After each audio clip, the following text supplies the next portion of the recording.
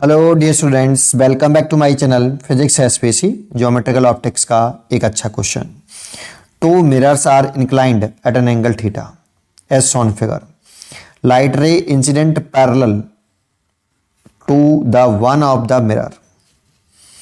Light will start retracing of its path after third reflection. सबसे important line ये वाली है। इफ चार चॉइस दे रखी, तो मान लो कि मैंने इस पर इंसिडेंट रे डाली, ये रही, तो light ray incident parallel to the one mirror, तो मैंने इस वाले मिरर के पैरेलल लाइट इंसिडेंट करी है। ठीक है, अब सोच के देखिए, अगर इस जगह पे मैं नॉर्मल बना दूं, ये नॉर्मल बना दिया, इसको एक्सटेंड करूं, तो सीधी सी बात है, अगर ये इसके पैरेलल है तो ये वाला थीटा होगा ऑल्टरनेट एंगल से, ये भी थीटा होगा, तो ये वाला जो एंगल आएगा वो 90 माइनस के थीटा होगा। तो रे जो रिफ्लेक्ट होगी वो 90 माइनस के थीटा से होगी, तो मैंने इस रे को सेम एंगल से कुछ रिफ्लेक्ट कर दिया ऐसे। ये एंगल आपका 90 माइनस के थीटा। अब यहाँ पर हमने एक नॉर्मल ड्रॉ किया ऐसे, ये नॉर्मल हो गया N2। इस एंगल को मैं लेट कर लेता हूं कि ये जो एंगल है ये x है। तो देखो, एक पहला रिफ्लेक्शन हो गया, ये दूसरा रिफ्लेक्शन हो गया। यहां से x से इंसिडेंट हुआ है तो x से ही लाइट जाएगी, लेकिन इंपॉर्टेंट पॉइंट है, जब तीसरी बार जब लाइट होगी टकराएगी, थर्ड रिफ्लेक्शन होगा। यहाँ पे पहला रिफ्लेक्शन 1 रिफ्लेक्शन, यहाँ दूसरा रिफ्लेक्शन हो गया 2r। जब तीसरी बार होगा रिफ्लेक्शन तो वहां पर लाइट विल स्टार्ट रिट्रेसिंग।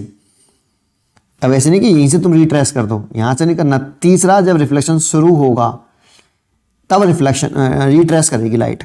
तो यहां पे जब लाइट डालो आप, इससे एक्स लाइट से डिफ्लेक्ट होगी, तो इस पे जो लाइट टकराएगी वो परपेंडिकुलर टकरानी चाहिए बेटा।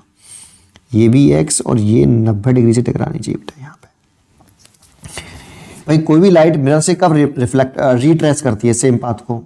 जैसे ये रेज आ रही है ऐसे प्लेन मिरर पर, और कैसे इंसिडेंट हुई है 90 डिग्री ऐसे। तो नॉर्मल ड्रॉ करोगे तो इसकी दर्शन को रिवर्स हो जाएगी बेटा। जब हम रिफ्रैक्टेड रे की दर्शन को एग्जैक्टली रिवर्स कर देते हैं तो अपने सेम पाथ को फॉलो करके वापस जाती है। तो ऐसे गई और ऐसे ही रिफ्लेक्ट हो गई। तो देखो, यहाँ तीसरा रिफ्लेक्शन हुआ, और इस तीसरे रिफ्लेक्शन पे लाइट विल स्टार्ट रिट्रेसिंग। उससे पहले रिट्रेस नहीं करेगी। स्टार्ट कब ये रिट्रेस करना? It's path after third reflection. तो तीसरा रिफ्लेक्शन तो यहां हुआ है ना बेटा।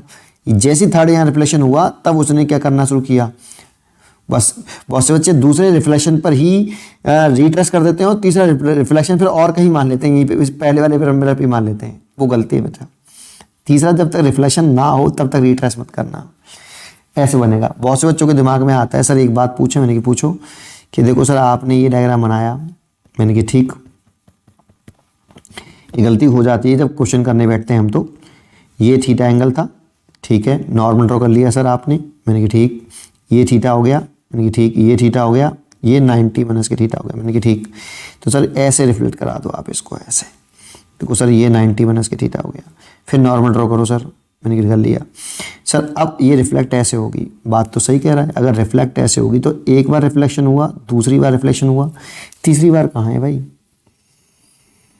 तीसरी बार कैसे रिफ्लेक्ट करेगा बताओ आप मेरे को भाई। आगे तो कोई मिरर है ही नहीं है, और कैसे रिफ्लेक्ट करेगा बेटा थर्ड बार? तो ये वाला तो पॉसिबल नहीं है। इसीलिए मैंने इस रे को इधर ना ला के इधर लाया हूँ, जिससे थर्ड रिफ्लेक्शन हो। ऐसा क्वेश्चन की डिमांड है बेटा। क्वेश्चन की डिमांड को भी समझना पड़ेगा हमें, है ना। इसीलिए ये वाला तो पॉसिबल नहीं होगा। इसलिए इधर की तरफ जाओ। चलो आ गए सर, अब आगे बताओ। तो एक बताओ, ये वाला एंगल कितना होगा? ये 90 माइनस एक्स हो जाएगा बेटा।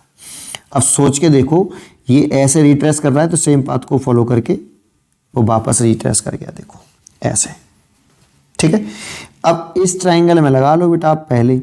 इस ट्राइंगल के तीनों एंगलों का सम बताओ। इस वाले ट्राइंगल के तीनों एंगलों का सम, थीटा 90 माइनस एक्स और 90 बराबर 180। इससे तो ये कट गया देखो, तो थीटा बराबर तो एक्स आ गया।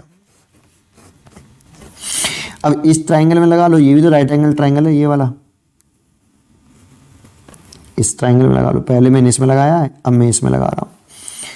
तो इस ये एंगल तो 90 और ये पूरा एंगल हो जाएगा 2x, और ये वाला एंगल जो है कितना है सोच के बताओ, ये वाला।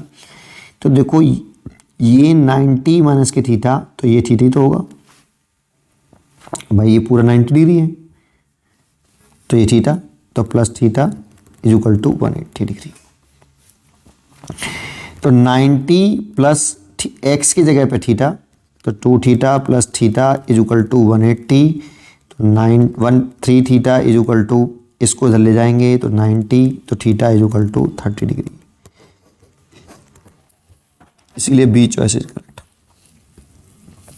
B choice is correct. 30 degree पर ऐसा हो जाएगा। पढ़ते रहिए और खुश रहिए।